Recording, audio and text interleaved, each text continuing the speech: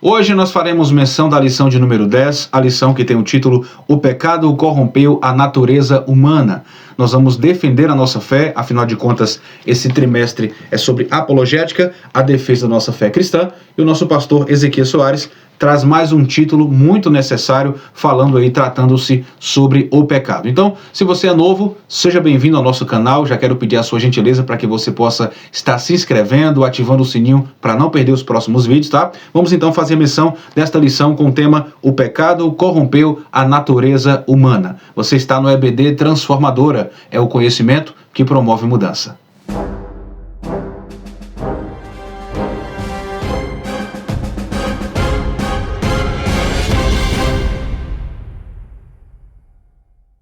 Como sempre, nós temos 3 objetivos nas lições, e o primeiro deles aqui é explicar a doutrina bíblica do pecado e a sua extensão. O segundo objetivo é mostrar a heresia que nega o advento do pecado, e o terceiro objetivo é pontuar o perigo desta heresia para a vida do crente e também para a igreja. Então, nesta oportunidade, nós vamos fazer menção aqui do nosso texto áureo, que está na carta aos Romanos, capítulo 3, versículo 23, que diz: porque todos pecaram e destituídos estão da glória de Deus. A nossa verdade prática diz que o pecado é um elemento real na vida de todas as pessoas desde o ventre materno.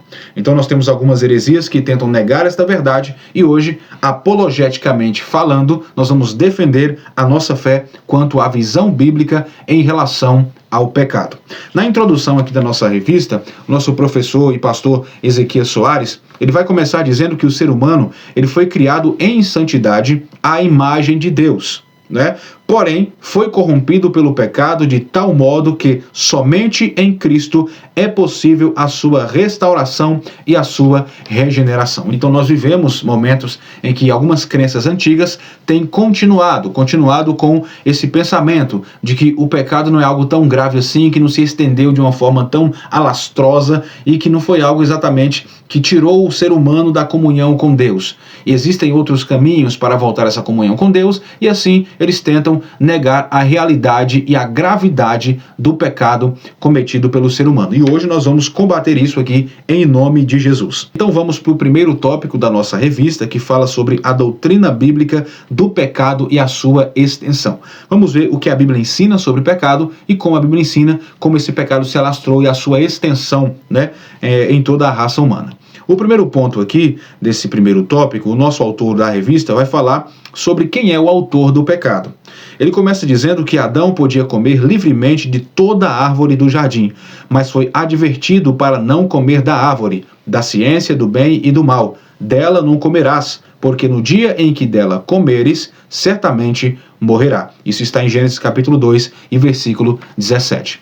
Então, meus queridos irmãos, o pecado ele foi introduzido, e aqui fica muito claro, o pecado foi introduzido no mundo a partir do jardim no Éden, tá? Aqui inicia o pecado no mundo, porém, é muito claro em a gente analisar biblicamente falando, que apesar do pecado ter entrado no mundo a partir do jardim no Éden, isso não significa que o pecado fora criado no jardim no Éden.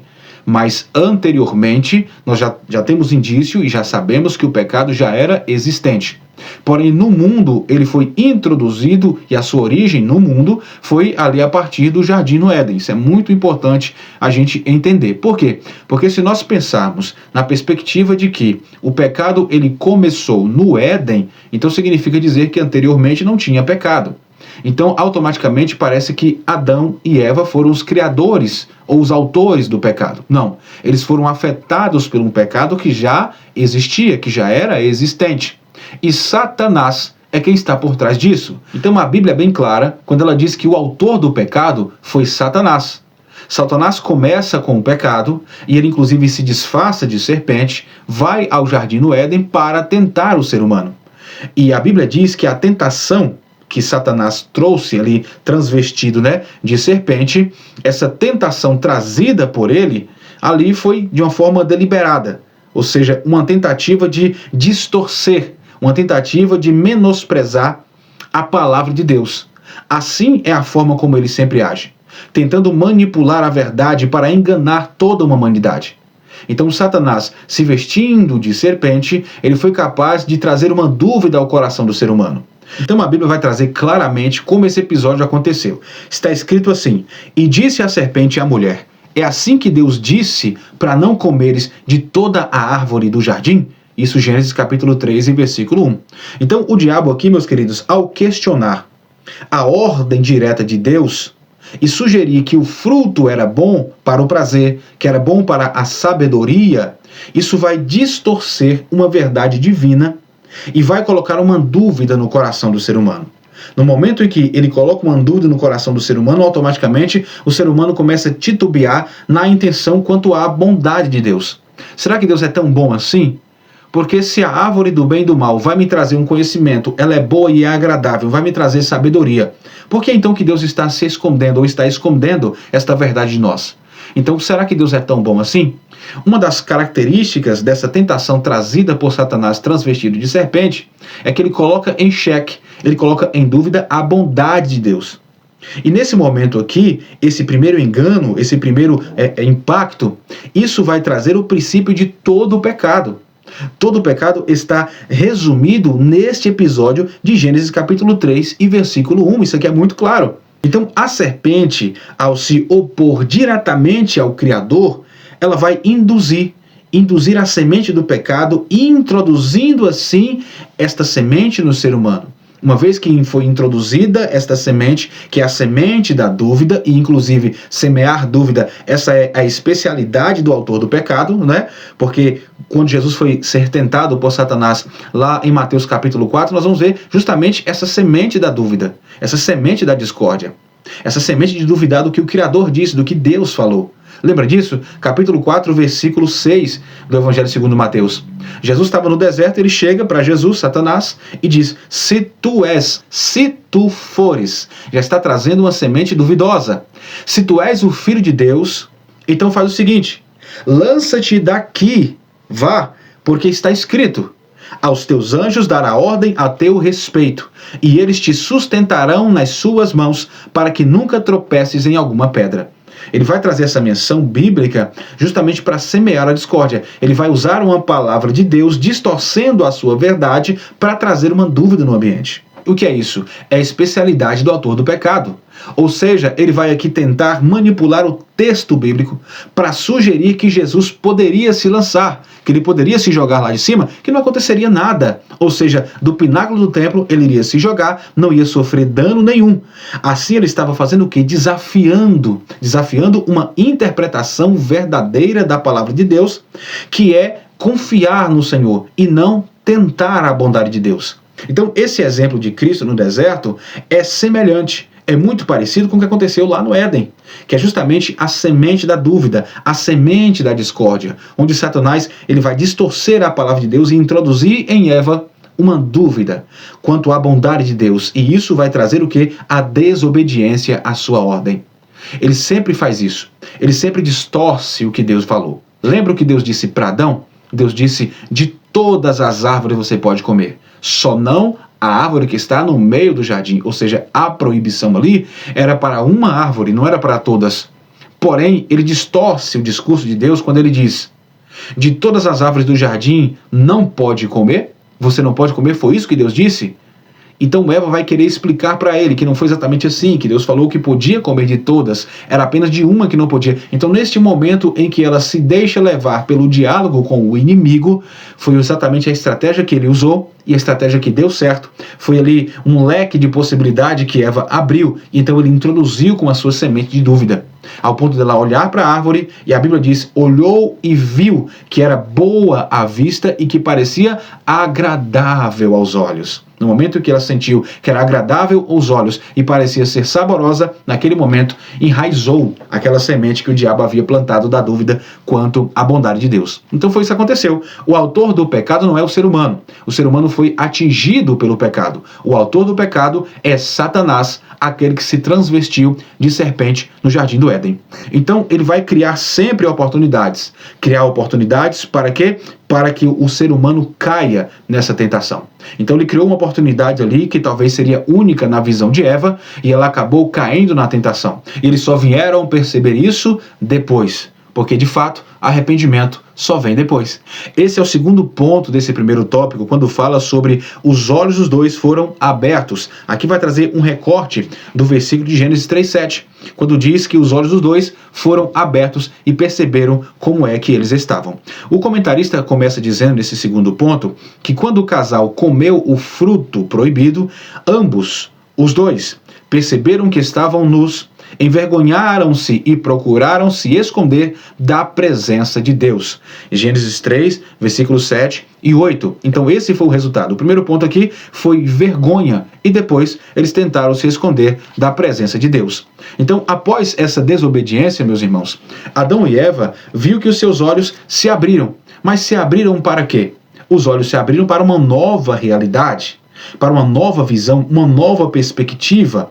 Ou seja, uma visão de uma consciência que o pecado trouxe um despertamento no seu coração de que algo não estava como era antes, de que algo fora mudado, de que algo já não é mais como outrora.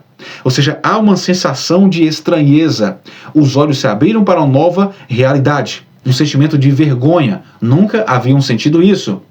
Uma estranheza, uma vontade de se esconder porque não tinham coragem, ou seja, um pânico, um medo tomou conta dos seus corações. Algo que não havia acontecido ainda. Por quê? Porque outrora eles estavam em comunhão com Deus, em perfeita comunhão com o Criador. Mas o pecado da desobediência, corrompeu a sua natureza e isso trouxe uma sensação de vergonha, uma sensação de alienação. E é isso que o pecado traz. O pecado traz vergonha. Olha o que a Bíblia diz em Gênesis 3 e 7, novamente, agora com calma, para a gente ler o versículo completo, para entendermos o que estamos falando aqui. Está escrito assim: então foram abertos os olhos de ambos e conheceram, porque não conheciam isso antes, tiveram um conhecimento, ou seja, os olhos se abriram para uma nova perspectiva.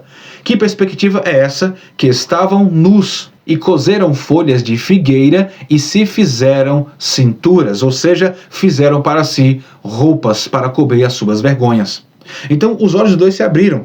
O que é muito interessante é que a queda aqui, ela vai simbolizar algo simultâneo, porque tanto os olhos de um quanto os olhos do outro se abriram simultaneamente. Então observe que Eva primeiro come o fruto, mas não acontece nada. Ela leva o fruto a Adão. Quando Adão come o fruto, os olhos dos dois se abriram simultaneamente para essa nova perspectiva, para esta nova visão, uma visão vergonhosa, uma visão de nudez espiritual, uma visão de queda do ser humano. Mas por que os olhos dos dois foram abertos simultaneamente? Aqui vai trazer para a gente justamente a questão da unidade. Os dois eram uma só carne. Os dois estavam em constante unidade. Então, o pecado de um foi o pecado do outro. Os olhos dos dois se abriram simultaneamente. Outra coisa também muito interessante é que quando Deus dá a ordem direta para não comer daquele fruto, a ordem de Deus foi para Adão. Mas depois de Adão criado, a Bíblia diz que ele entrou em um profundo sono e Deus então fez Eva a partir de Adão. Ou seja, quem passou a informação para Eva sobre a proibição de comer do fruto foi Adão, não foi diretamente Deus. Então Eva sabia que Deus havia dado a ordem, mas Adão foi quem passou esta informação para Eva. É o que nós entendemos no contexto de Gênesis. Então por isso que a estratégia de Satanás não foi tentar o Adão, foi tentar a Eva, porque seria mais fácil para Eva descumprir uma ordem do seu esposo do que descumprir uma ordem direta de Deus. Com o caso de Adão seria talvez muito mais difícil. Como ele exatamente é um astuto, ele é inteligente, por isso não podemos subestimar o nosso inimigo, ele justamente atacou a Eva. Porque seria mais fácil ela desfazer o que Adão falou do que Adão querer desfazer o que Deus havia falado diretamente para ele. É dentro do contexto do Gênesis que nós entendemos assim, uma vez que Deus fez Adão e colocou ordens sobre Adão, logo após isso ele cai no sono e então Eva ela vai ser criada a partir de Adão. Então toda a informação que Eva tem é óbvio que veio a partir de Adão. Então nós entendemos que ali os dois sendo uma só carne, vivendo em unidade, quando os olhos dos dois se abriram, foi justamente em uma única vez, trazendo aqui um conceito de unidade, um conceito de uma só carne. Ambos pecaram. Porém, nós vamos observar que quando a Bíblia vai tratar do pecado original, o pecado no Éden, a Bíblia sempre vai trazer que o pecado entrou no mundo por causa de Adão, não exatamente por causa de Eva. Porque Eva, que na verdade foi quem desatou esse nó. mas quem fez a ruptura foi justamente Adão. Por quê? Porque a autoridade havia sido colocada sobre Adão, e a ordem direta de Deus havia sido para Adão. Uma vez que Adão cai em pecado, a sua queda, junto com a queda de Eva, então vai desencadear o quê? Essa expansão do pecado na raça humana. Por isso que a Bíblia sempre vai trazer Adão como foi aquele responsável pelo que o pecado entrou no mundo. Romanos capítulo 5, versículo 12 fala exatamente sobre isso. Olha o que Paulo escreve: por isso, como por um homem entrou o pecado no mundo, e pelo pecado a morte, assim a morte passou a todos os homens, porque todos pecaram. É isso que Paulo vai escrever, trazendo que entrou o pecado no mundo pelo viés de Adão. Embora Eva havia caído primeiro, porém ela desatou esse nó. Mas quem fez a ruptura foi justamente Adão, porque a ordem direta havia sido dada para Adão. Então o ato de comer o fruto, meus queridos, o ato de comer aquele fruto proibido, não foi apenas uma violação de um comando de Deus. Não é simplesmente isso, mas também é uma abertura, é uma porta que se escancarou, que se tornou aberta para toda a corrupção da raça humana. Então, primeiro, desobedeceu a ordem de Deus, mas além disso, abriu uma porta, escancarou um viés, abriu uma passagem, um caminho para toda a maledicência e a corrupção na natureza humana. Então, a perda da inocência levou o quê? Levou a consciência do pecado. E a consciência do pecado é o que trouxe a separação entre Deus e entre o homem, entre o Criador e entre a criatura. Nós vamos observar que esse desastre que aconteceu, isso vai desencadear uma queda. Vai desencadear uma queda avassaladora na raça humana. E aqui é justamente o que vai trazer as consequências que nós temos, as consequências maléficas que nós enfrentamos. Isso é resultado desta queda, resultado deste pecado. Inclusive, esse é o terceiro ponto desse primeiro tópico, que tem o título A Consequência da Queda no Éden. O que veio depois disso? Qual foi o mau resultado da queda do ser humano? O comentarista fala que a Bíblia não mostra como essa transmissão do pecado de Adão passou a todos os homens. Porém, afirma esta realidade: pelo que, como por um homem entrou o pecado no mundo, e pelo pecado a morte, assim também a morte passou a todos os homens, por isso que todos pecaram, como nós acabamos de ler, carta aos Romanos, capítulo 5 e versículo 12. Então, o que nós vamos perceber é que a realidade do pecado é que não simplesmente trouxe uma separação de Deus, mas além disso trouxe resultados, trouxe morte espiritual, trouxe morte física, resultados devastadores. Além disso, a queda resultou em quê? Em sofrimento, em dor, trabalho árduo, na morte, e isso tornou-se então parte da experiência do ser humano. Todo ser humano precisa passar por essa experiência, e isso foi o quê? Foi resultado da queda, resultado do pecado. O pecado corrompeu toda a harmonia original da criação. O ser humano, por causa do pecado, ao ceder aqui à tentação, sofreu consequências imediatas do seu pecado. Algo muito claro sobre a consequência aqui, meus queridos, foi o medo, por exemplo. A vergonha, o desejo de se esconder. E esses três momentos, o medo, a vergonha e o desejo de se esconder de Deus, vai trazer algo muito claro, porque indica a separação, uma separação que o pecado causou. Só o pecado é capaz de separar o homem de Deus. É o que a Bíblia diz, que as vossas iniquidades é o que faz separação entre vocês e Deus. É o que a palavra do Senhor nos diz. Então, o ser humano antes tinha uma comunhão, antes tinha um diálogo com Deus, tinha um compromisso com Ele, tinha um relacionamento com Ele, andava e caminhava próximo a Deus. Mas qual foi a consequência da queda? A consequência do pecado foi justamente a falta desta amizade, a quebra desse vínculo, o corte desse laço. Esta foi a consequência da queda. O homem se afastou de Deus por causa do seu delito. Gênesis capítulo 3, versículo 8, está escrito: E ouviram a voz do Senhor Deus, que andava no jardim pela viração do dia, e o homem e sua mulher esconderam-se da presença do Senhor entre as árvores do jardim. Meus queridos, além das condições maléficas da carne, do corpo físico, eles também experimentaram morte espiritual. Esta é a consequência desta queda. A separação da sua conexão direta com Deus. Isso foi resultado do pecado. Isso aqui é reforçado, por exemplo, em Efésios capítulo 2 e versículo 1, que vai descrever ali o quê? Os seres humanos como mortos em ofensas e pecados.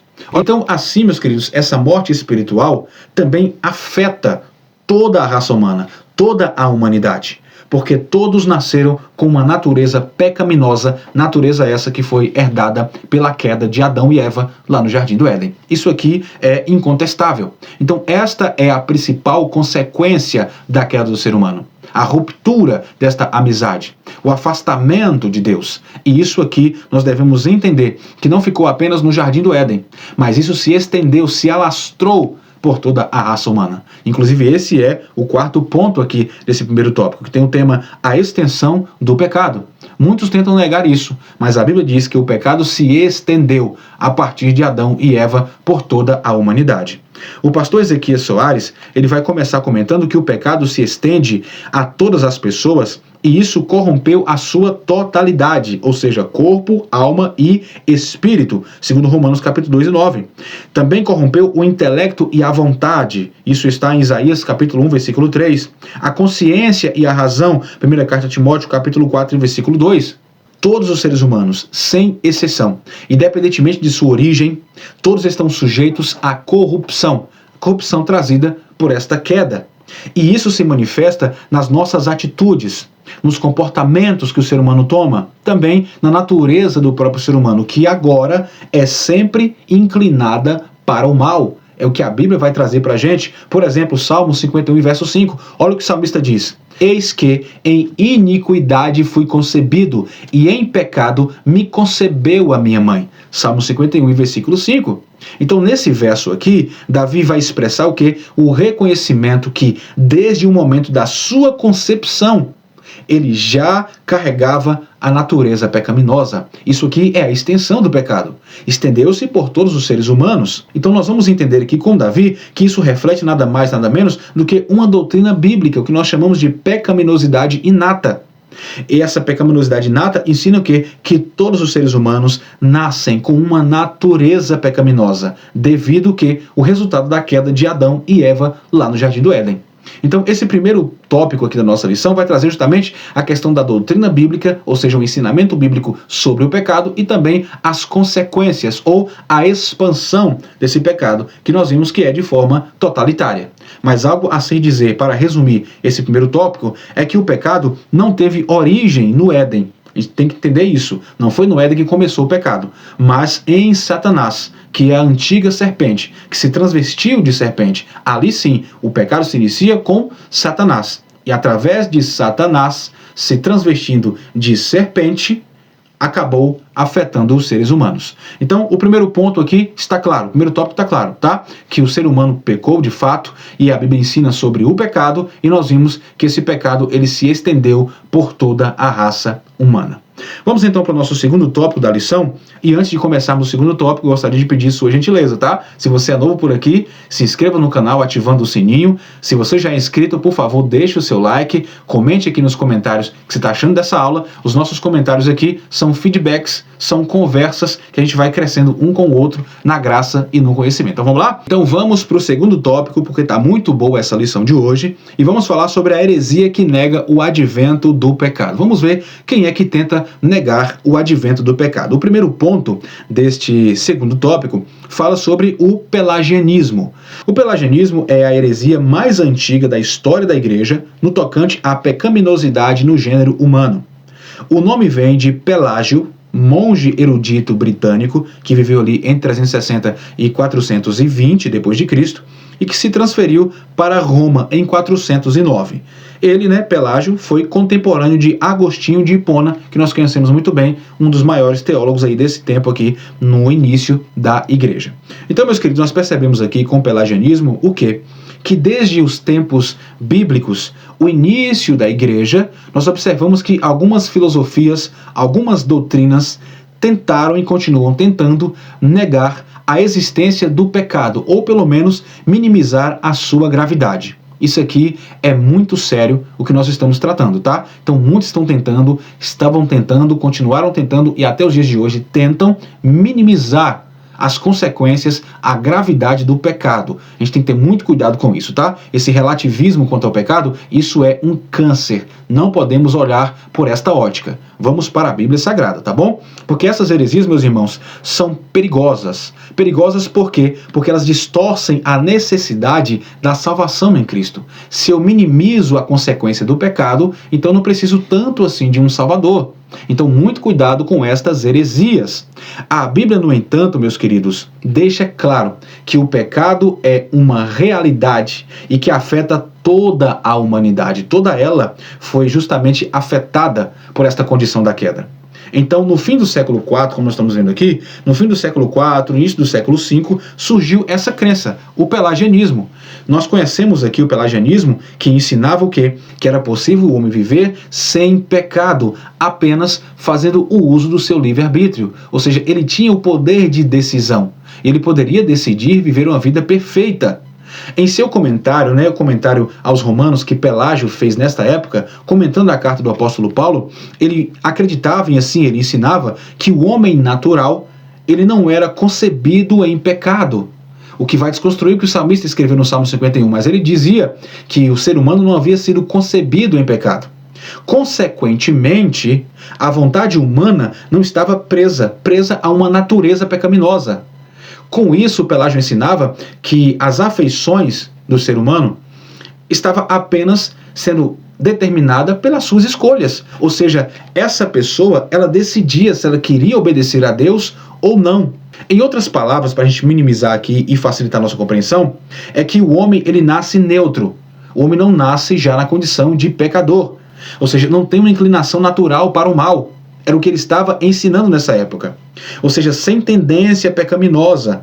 E assim, ele é dotado de pleno livre-arbítrio, de modo que sozinho o ser humano era capaz de decidir entre o bem e entre o mal por livre e espontânea vontade. Ou seja, o centro da pregação aqui de Pelágio era dizer que existiam apenas dois exemplos a serem seguidos. O ser humano nascia neutro, nascia completamente livre, e ele era quem decidia o que ele queria fazer da vida dele. E você tinha apenas duas opções. Você tinha o lado de um exemplo ruim, que era o lado do exemplo de Adão, e você tinha o lado do exemplo bom, que era o exemplo de Cristo. Agora, o ser humano é quem por si só tinha um poder de decisão, de querer seguir o que Adão fez ou seguir o que Cristo fez. Se ele seguisse o que Cristo fez, observe, não é seguir a Cristo, é seguir o que Cristo fez. Seguindo o que Cristo fez, você estava completamente livre desse pecado, podendo viver uma vida perfeita. Isso não é o que a Bíblia ensina. A Bíblia ensina justamente outra coisa. Então o que Pelágio estava querendo aqui, na verdade, era desconstruir o ensino de Agostinho de Hipona. Porque Agostinho de Hipona, um dos maiores teólogos que nós temos aqui nesse início da igreja, ele ensinava justamente o contrário. O ensino de Agostinho de Hipona era que o pecado original, biblicamente tratado, esse pecado se alastrou de fato por todos os seres humanos. Todos nós, quando nascemos, já nascemos em condição de pecador, e isso é provado pela Bíblia. Mas o que Pelágio queria, na verdade, era desviar a realidade das Escrituras, ensinando que o que Agostinho estava falando era equivocado. O que Agostinho ensinava era algo que não estava na Bíblia Sagrada. O que ele via na Bíblia Sagrada é que o ser humano, ele por si só, tinha um poder de decisão de inclinar-se para o mal ou não. Mas a Bíblia diz que o ser humano já foi concebido inclinado a fazer o mal. Então o que Agostinho de Hipona ensinava é bíblico. O pecado se alastrou e afetou todos os seres humanos. Tanto é que nós já nascemos com um declínio para o pecado, um declínio para fazer o mal. Só que Pelágio não ensinava assim. Então, desta forma, com esse ensinamento, os nossos irmãos, que viveram no século IV, no século V, estavam sendo ensinados, bombardeados. Eles estavam sendo trancafiados em um pensamento de que o pecado não era o grande mal do ser humano. O grande mal do ser humano era apenas as suas próprias escolhas. O mal em si, o pecado em si, nada tinha a ver com as escolhas que eu fosse tomar. Então eu poderia tomar uma escolha ruim, o problema é meu. A partir do momento em que eu tomasse uma atitude ruim, aí o pecado entraria em cena. Isso não é verdade. A Bíblia diz que o pecado que já habita no ser humano quando ele nasce é quem o induz para a inclinação de fazer o mal. Quando nós olhamos para Efésios capítulo 2 e versículo 3, nós temos uma realidade bíblica gritante. Porque aqui vai nos ensinar que os homens são por natureza, filhos da ira. Olha o que Paulo está dizendo, por natureza, filhos da ira. Isso aqui está muito claro, Efésios capítulo 2 e versículo 3. Então, essa expressão aqui de Paulo, a expressão por natureza, Paulo está aqui apontando diretamente para a doutrina do pecado original, porque significa que após a queda, a natureza do ser humano ficou originalmente pecaminosa. É natural o ser humano já nascer com essa tendência pecaminosa. É o que a Bíblia sempre defendeu. De modo que todos os homens, todos os seres humanos participam diretamente deste pecado, ou seja, são culpados perante o Senhor. E se são culpados perante o Senhor, é por isso que há uma necessidade de redenção. Há uma necessidade de nascermos de novo. Se não houvesse essa necessidade de nascer de novo, Jesus não teria dito para Nicodemos no capítulo 3 do Evangelho segundo João, quando ele olha e diz, é necessário nascer de novo. E mais à frente ele diz, aquele que não nascer da água e do Espírito, Nicodemos, não pode ver a Deus. Ou seja, apenas pelo novo nascimento é possível trazer de volta a conexão que havia sido perdida no Éden. Todos os seres humanos precisam de um novo nascimento. Se todos os seres humanos precisam de um novo nascimento, significa dizer que todos pecaram e por isso foram afastados e precisam reconciliar-se com Deus. Isso aqui é muito claro. Então, a heresia de Pelágio tentou diminuir, tentou flexibilizar a condição pecaminosa da raça humana. E essa foi aqui, meus irmãos, uma das piores heresias que a igreja já pôde conhecer. Uma das piores heresias. Por que isso? Porque, inclusive, o pelagianismo foi condenado por mais concílios na história da igreja do que qualquer outra heresia. Só para você ter ideia, em 412, Celestius, que era um discípulo de Pelágio, ele foi excomulgado lá no Sínodo de Cartago. E além disso também, os concílios de Cartago e de Mileves também condenaram Pelágio por essa falsa doutrina, né? Por esse falso ensino. Além disso, o imperador oriental Teodósio II, ele baniu pelagianos que haviam habitado ali no leste e pregava a heresia de Pelágio, isso em 430 d.C. A heresia também foi rebatida e foi condenada pelo concílio de Éfeso em 431 e também pelo concílio de Orange em 529. Então, nenhuma heresia na história da igreja foi tão combatida em vários concílios diferentes como esta heresia de Pelágio, para você ter uma ideia de quanto isso afetou os irmãos do século IV e do século V. Então, a heresia de Pelágio, meus queridos, ainda tem reflexo nos dias de hoje. Não acho que isso ficou no século IV, no século V, não. Até hoje, século XXI, há vestígios, há ideias que coincidem com as ideias de Pelágio, hoje em dia. Por exemplo, o islamismo, que é a religião dos muçulmanos. Eles, por exemplo, vão acreditar em algo muito semelhante ao que Pelágio acreditava naquela época. Não é que os muçulmanos ou o Islã, eles pensam na ótica de Pelágio, tem as suas diferenças, mas a grosso modo em relação ao pecado, o islamismo pensa praticamente igual o que Pelágio pensava. Para vocês terem uma ideia, Pelágio pregava o quê? Que o pecado original não era algo existente. Nós já vimos aqui. E além disso, ele dizia que o homem nascia numa condição neutra, ou seja, normalmente sem pecado, neutro, ele estava livre para escolher se ele ia pecar ou se ele não ia pecar. Já o Islã vai ensinar algo muito semelhante, muito parecido. Eles vão trazer uma expressão dizendo que cada ser humano nasce em um estado de fitra. O que é fitra? Para os muçulmanos, fitra é uma condição de uma pureza natural. Então, para o Islã, todo ser humano nasce com uma pureza natural. E ele só se torna pecador ao escolher fazer o mal.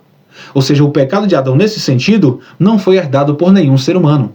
Ele é quem induz a si mesmo a pecar. É algo muito semelhante ao que Pelágio ensinava. Mas Agostinho de Hipona ensinava o que a Bíblia diz. Ele ensinava que o pecado de Adão afetou toda a raça humana, baseado em Romanos capítulo 5, versículo 12, que nós já lemos aqui.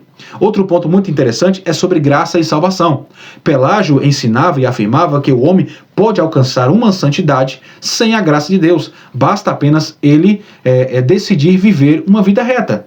Viver uma vida tranquila, viver uma vida de boa. Se ele assim decidisse viver, ele poderia ser uma pessoa santa, e isso não tem vínculo nenhum com a graça de Deus.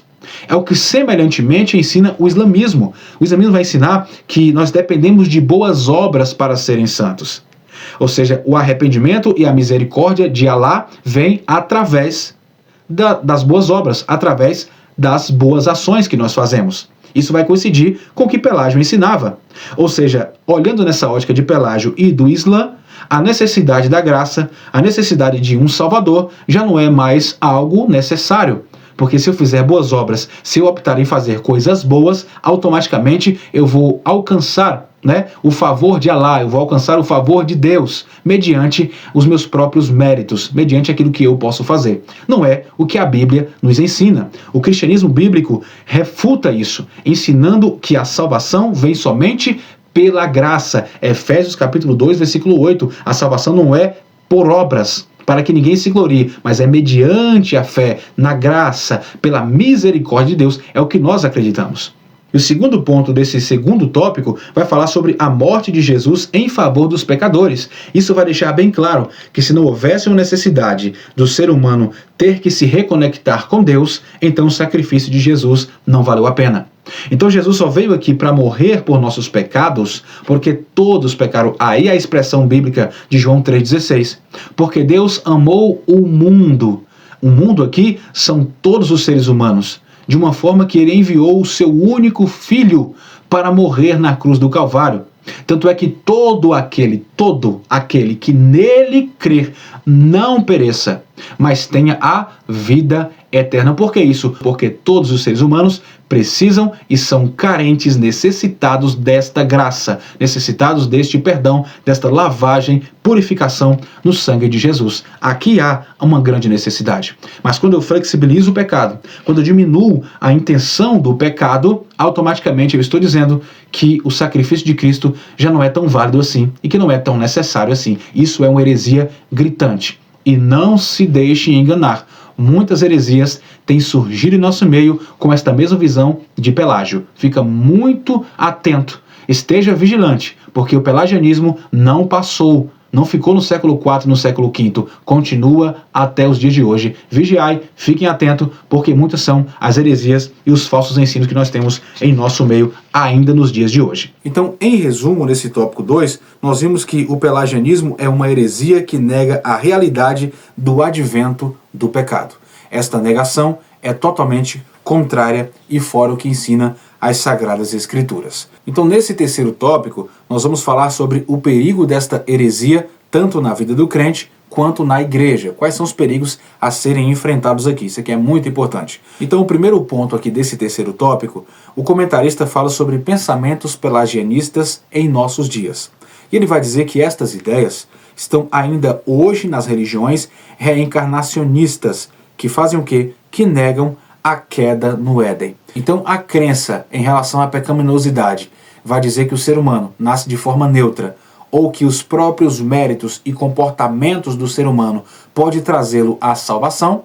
Isso vai desencadear, isso vai refletir em várias religiões hoje em dia, em várias correntes filosóficas, várias seitas estão com esse pensamento minimizando a condição do pecado. Nós temos algumas religiões hoje em dia, que nós vamos tratar rapidamente aqui, como por exemplo, algumas religiões que nós chamamos de religiões reencarnacionistas. Que religiões são essas? Por exemplo, o Espiritismo de Allan Kardec, alguns vestígios do hinduísmo, alguns vestígios também do budismo, vão trazer o quê? Um conceito de que o ser humano não herdou exatamente um estado de pecado, mas está em um processo evolutivo de perfeição, um processo evolutivo de purificação, isso através de múltiplas reencarnações. Isso não é bíblico.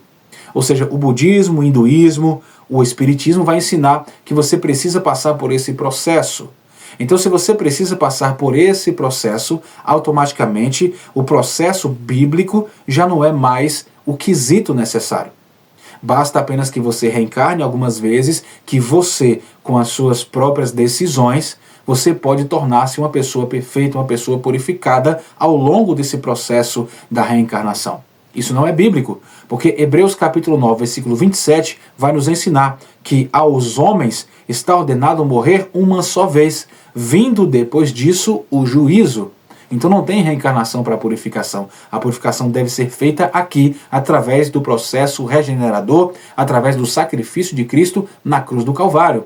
Embora o pelagianismo, nós vimos aqui durante a nossa aula, tenha sido condenado, né, como heresia lá no século IV, no século V, as suas ideias ainda continuam influenciando muitas religiões e muitas filosofias contemporâneas. Hoje em dia, passamos por momentos em que estas heresias, as heresias de Pelágio, continuam mais vivas do que nunca. Precisamos entender isso.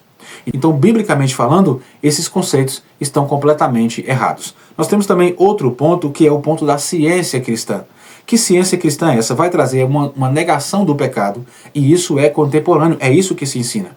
A ciência cristã, meus irmãos, foi fundada por Mary Eddy, e ela vai ensinar o quê? Que o pecado não passa de uma ilusão da mente humana, que isso não é verdade. O que de fato existe, o que de fato é existente, é o sentido espiritual, é o lado espiritual do ser humano que conta. O que acontece aqui no corpo, não precisa se preocupar com isso. Apenas o espiritual é que conta, porque o espiritual é perfeito. Então você tem que buscar uma vida espiritual mais tranquila, mais perfeita. Esquece o corpo, como se o pecado no corpo fosse apenas uma ilusão da sua mente. Isso aqui não é bíblico. Essa ideia vai negar o quê? A necessidade da cruz. Ou seja, a cruz e a redenção em Cristo já não se faz mais necessária. Desde que você tem um espírito evoluído, o que acontece na carne é apenas consequência do dia a dia. Isso não é verdade, biblicamente falando. Porque quando nós vamos para a primeira carta do apóstolo João, no capítulo 1 e versículo 8, ele vai dizer: se dissermos que não temos pecado, enganamo-nos a nós mesmos, e não há verdade em nós. O que o apóstolo está dizendo é que nós não devemos viver uma vida de pecado, ou seja, uma rotina pecaminosa. O que ele está dizendo é que nós já nascemos com uma natureza pecaminosa, com uma tendência a inclinar-se para o mal. E quem nega isso, não há verdade nenhuma nessa pessoa. Está negando a verdade, porque a verdade absoluta na Bíblia é que nós nascemos e somos frutos de uma natureza pecaminosa. Aquela lá no Éden que nós estamos estudando aqui. Outro fator também, hoje, contemporaneamente, que nós podemos falar, que negam esta questão do pecado, biblicamente falando, nós podemos falar também dos mormons. Exatamente. O mormonismo é um grande problema nesse quesito. Porque os mormons vão ensinar que a transgressão de Adão foi necessária para um progresso da humanidade. Foi necessária para um avanço da humanidade. E que o pecado original lá no Éden não passou para os descendentes de Adão. Desta forma, pensando assim, a pessoa ela é responsável apenas pelo seu próprio pecado, negando o que? A depravação total. Como se o pecado de Adão não fosse generalizado. O pecado de Adão foi apenas para o próprio Adão, para que ele aprendesse, para que ele evoluísse. E isso serviu para que nós, seres humanos que viemos depois, também tomássemos aquele exemplo para evoluirmos a partir disso. Isso não é verdade, biblicamente falando, porque não se tem nada para evoluir com o pecado. O pecado não traz evolução. O pecado traz desgraça. O pecado não traz nada de útil. O pecado só traz degradação. O pecado não nos traz vida, não traz uma evolução no sentido vívico. Muito pelo contrário, o pecado traz morte. O salário do pecado é a morte. Isso está completamente fora do texto sagrado. Mas quando a gente vai para a Bíblia Sagrada, em 1 Coríntios capítulo 15, versículo 21, Paulo vai falar isso aqui, ó. Porque assim como por um homem veio a morte, também por um homem veio a ressurreição dos mortos, que é Jesus Cristo. Então ele está falando aqui ao homem no sentido geral, a humanidade. Então por um homem entrou o pecado na humanidade por completo. Mas também por um homem, Jesus Cristo, homem, por ele também veio o quê? A ressurreição dos mortos. Nós podemos receber vida através de Jesus Cristo. Não é através de um processo que é um progressismo a partir do pecado de Adão. Não. A evolução do ser humano só acontece se for ressuscitado em Cristo. Nascer de novo a partir do sacrifício e da graça do nosso Senhor Jesus. Isso é o que a Bíblia vai nos ensinar. Então hoje em dia nós estamos sendo impregnados por muitas ideias que vêm de Pelágio. Nós temos também algumas influências hoje do pensamento humanista, do pensamento secular, porque muitos modernos pensadores, filósofos vão rejeitar a ideia do pecado original. Eles vão promover um humanismo secular que vai exaltar a capacidade do próprio ser humano, que nós somos capazes de aperfeiçoar moralmente as nossas vidas com as nossas condutas, como os chamados pensamentos positivos. Ou seja, se eu consigo evoluir com um pensamento positivo, então eu não preciso de Deus. Isso aqui reflete em filosofias como o positivismo, por exemplo. Pense para frente, pense grande, pense positivo. Quanto mais você pensa assim, mais você evolui, ou seja, defendendo um processo ou um progresso contínuo da humanidade sem a necessidade da redenção, sem a necessidade de aceitar a Jesus, sem a necessidade de seguir a palavra de Deus. Mas a Bíblia nos orienta totalmente o contrário, porque em Romanos 3,10 Paulo diz: não há justo nenhum sequer. Se não há justo, não há nenhum sequer, e Paulo está trazendo isso do Antigo Testamento, esse conceito vai deixar claro para a gente que a gente por si só, nós não conseguimos esta evolução, este progresso, não conseguimos por nós mesmos, porque não tem nenhum justo sequer. Se não há nenhum justo sequer, então não tem aquele para fazer justiça por si só. Então a justiça está em Cristo, por isso que nele nós somos justificados, mediante a fé pela misericórdia do nosso Deus. Então é importante nós conhecermos a Bíblia Sagrada. É importante nós nos debruçarmos sobre o estudo da palavra do Senhor. Porque só mediante o estudo genuíno da palavra de Deus é que nós vamos conseguir compreender que essas heresias elas existem e como nós refutarmos, como nós nos alicerçarmos na palavra para não cairmos nesses contos da carochinha, para não cairmos nestas heresias que nos levarão certamente para a perdição. Então é fundamental que os crentes conheçam tanto a verdade da palavra de Deus, quanto também os erros doutrinários que estão ao redor dessas seitas e dessas heresias. Isso aqui é muito importante. Para que isso? Para que nós possamos testemunhar com sabedoria, testemunhar com amor. Quem vai nos ensinar isso é Pedro, na sua primeira carta, capítulo 13, versículo 15. Pedro diz assim: antes santificai a Cristo como Senhor em vosso coração, estando sempre preparados para responder com mansidão e temor a qualquer que vos pedir a razão da esperança que há em vós. Ou seja, estejam preparados para defender a sua fé. Eu só consigo me preparar para defender a minha fé diante dessas circunstâncias que a nossa contemporaneidade está trazendo muitas heresias vindas de Pelágio. Para eu conseguir defender a minha fé, eu preciso estar baseado na palavra do Senhor. Porque sem isso, há um perigo que nós estamos correndo. E perigo, inclusive, é a tratativa do segundo ponto desse terceiro tópico. O nosso comentarista vai falar sobre o perigo. E ele começa dizendo que quando as pessoas não conhecem bem as crenças e as práticas de sua igreja, terminam atraídas facilmente por ensinos diferentes, que às vezes lhes parece correto e por isso nem examinam os seus fundamentos. Isso aqui é muito perigoso. E eu concordo plenamente com o pastor Ezequias nesse quesito, neste comentário que ele fez aqui. Concordo plenamente. Porque existem alguns perigos que envolvem o crente quanto à questão da ignorância doutrinária. E quais são esses perigos da ignorância doutrinária? O primeiro perigo é a fácil sedução por falsos ensinos, por falsos profetas. A falta de conhecimento bíblico torna o quê? Os crentes vulneráveis a doutrinas enganosas, doutrinas que, à primeira vista, parecem de fato ser corretas, mas distorcem a palavra de Deus, distorcem a verdade de Deus. Muitas vezes, heresias modernas usam versículos isolados, com textos completamente fora de contexto.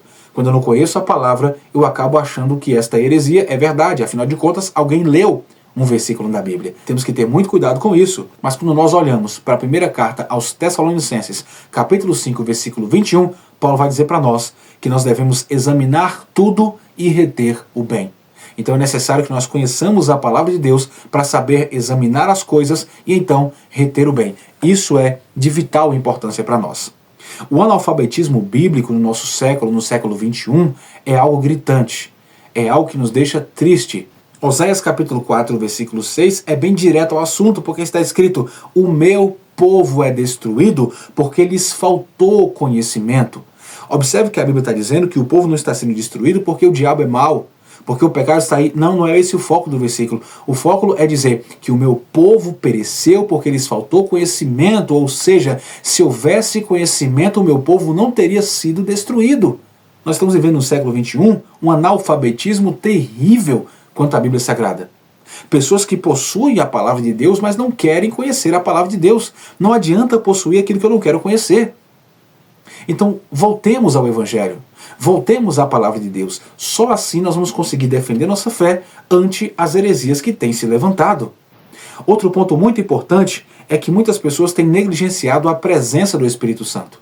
E ela é fundamental. Ser guiado pelo Espírito Santo, na verdade, é fundamental para termos uma interpretação bíblica louvável, satisfatória, que vai nos alicerçar na fé no nosso Senhor Jesus Cristo.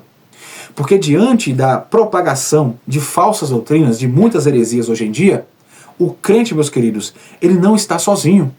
Nós devemos entender e não negligenciar a presença do Espírito Santo em nós. Porque no meio de tanta parafernália doutrinária que nós vivemos, nós temos que ter um pensamento único de que nós não estamos sozinhos. Porque o Espírito Santo de Deus, ele capacita os seus servos. Capacita os servos do Senhor para discernirem a verdade, para terem um discernimento espiritual e assim testemunharem de forma eficaz a salvação que é mediante Cristo Jesus, porque Ele é o único caminho. Mas nós não estamos sozinhos. O Espírito Santo está conosco, por isso que não devemos negligenciar a presença do Espírito Santo. Um versículo muito lindo vai nos dizer: porque o Espírito Santo vos ensinará naquela mesma hora o que deveis dizer. Lucas capítulo 12, versículo 12, é o que Jesus nos diz. É o Espírito Santo que vai nos capacitar para nós defendermos a nossa fé. Mas é necessário estudarmos a palavra e, claro, não negligenciar a presença do Espírito Santo. Então, para nós encerrarmos aqui esse terceiro e último tópico da lição, nós devemos dizer que a heresia que nega o pecado original ainda influencia hoje em dia diversas religiões, diversas filosofias contemporâneas. Então, o desconhecimento bíblico, meus queridos, torna os crentes o quê? Vulneráveis. Esses ensinos errôneos podem acabar impregnando muitas mentes porque estão vulneráveis quanto aos ensinos, porque estão totalmente fora do ensino bíblico, fora das verdades que estão escritas na palavra de Deus. Então é essencial fortalecermos a nossa fé por meio do estudo das Escrituras. É necessário termos orientação do Espírito Santo de Deus para que possamos permanecer firmes na sã doutrina e apresentar um evangelho de salvação, um evangelho de redenção a todos e dizer, claro, em alto e bom som: todos nós nascemos numa natureza pecaminosa e temos tendência ao pecado, mas existe um processo de regeneração. Existe um processo de santificação, existe a justificação e somente a graça, a fé, a misericórdia, o sacrifício de Jesus é possível para que nós possamos nos reconciliarmos com Deus. Não é por mérito humano, não é por pensamento positivo, não é pelo que eu posso fazer, não é pelas opções que eu posso tomar, mas é apenas mediante Cristo, porque Ele é o único caminho, a verdade e a vida. Então, em conclusão, o nosso comentarista diz que mesmo nesse estado de corrupção total, calma, nem tudo está perdido. Porque há esperança. Desde a queda de Adão no Éden, Deus tem demonstrado o seu amor e o seu cuidado com a posteridade do primeiro casal. Deus não nos abandonou. Em seu amor e misericórdia, nos vivificou juntamente com Cristo. Pela graça, sois salvos. Efésios capítulo 2 e versículo 5. Então nós somos dependentes do Senhor. Somos necessitados de sua graça. Só por meio de Jesus Cristo nós conseguimos nos reconciliar com Deus. Então nada disso. Não dê ouvidos a essas heresias. Não minimize o pecado, porque é o pecado que nos afasta de Deus. E eu não quero que você esteja afastado de Deus. Eu quero que você, assim como eu, esteja junto, esteja nesta comunhão até o arrebatamento da igreja em o nome de Jesus. Então precisamos da graça, somos necessitados desta misericórdia e que o Senhor Jesus possa alcançar o meu, o teu, o nosso coração através desse processo regenerador, desse processo abençoador que nos fará então entrar nas mansões celestiais. Só por meio de Cristo, só por meio do Evangelho.